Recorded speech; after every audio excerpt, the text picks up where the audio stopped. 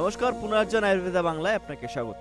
আজ আমরা কথা বলবো রসায়ন ভস্ম কি এবং এগুলো কেন এত বিশেষ সেই সম্পর্কে। চলুন শুরু করা যাক। রসায়ন ভস্ম হলো আয়ুর্বেদের এক বিশেষ ধরনের ওষুধ, যেগুলো অনেক পুরনো ভারতীয় চিকিৎসা পদ্ধতির অংশ।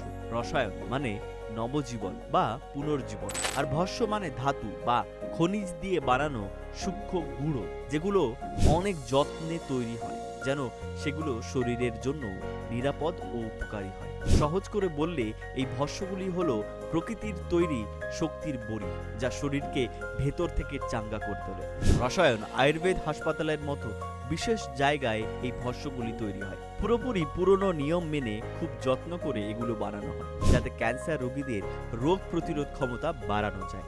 অনেক ওষুধ থাকে যা শুধু রোগের সঙ্গেই লড়াই করে, কিন্তু রসায়ন ভস্ম শুধু রোগ নয়, পুরো শরীরের যত্ন নেয়। এই ভস্মগুলি রোগীকে ভেতর থেকে শক্তি দেয়, যেন সে নিজেই অসুখের সঙ্গে লড়তে পারে।